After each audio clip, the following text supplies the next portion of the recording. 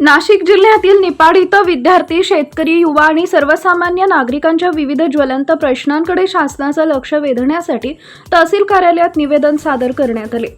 या निवेदनामध्ये नीट परीक्षा पेपरफुटी प्रकरणाची निष्पक्ष चौकशी करून दोषींवर कठोर कारवाई करण्याची मागणी करण्यात आली आहे। या घटनेमुळे लाखो विद्यार्थ्यांच्या भविष्यावर प्रश्नचिन्ह निर्माण झाल्याचं निवेदनात नमूद करण्यात आलंय। तसेच पेट्रोल, डिझेल आणि घरगुती गॅसच्या वाढत्या किमतींमुळे सर्वसामान्य नागरिकांना मोठा आर्थिक फटका बसत असल्याने इंधन दर कमी करण्याची मागणी करण्यात आली आहे। शेतकऱ्यांना योग्य हमी भाव, आर्थिक सहाय्य आणि शासकीय सुविधा तातडीने उपलब्ध करून देण्याची मागणी यावेळी करण्यात आली। महागाई नियंत्रणासाठी प्रभावी उपाययोजना राबवाव्यात अशी ही मागणी निवेदनाद्वारे शासनाकडे करण्यात आली। यावेळी काँग्रेस पक्षाचे पदाधिकारी उपस्थित होते। त्यांनी विविध प्रश्नांवर आपले मनोगत व्यक्त करत शासनाने तातडीने दखल घ्यावी असं आवाहन केलंय।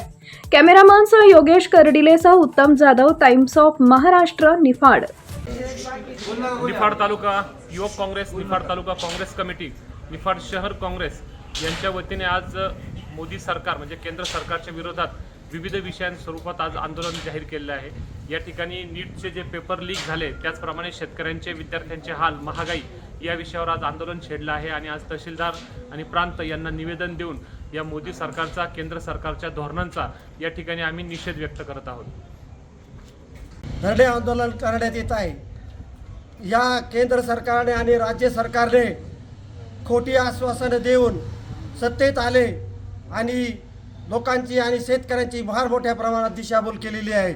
या फडणवीस सरकारने सत्तेत येण्यापूर्वी आश्वासन दिलं होतं की शेतकऱ्यांचा संपूर्ण उतारा कोरा होईल, परंतु प्रत्यक्षात आज त्यांनी फसवी कर्जमाफी देऊन शेतकऱ्यांची फार मोठी अशी घोर निराशा केलेली आहे।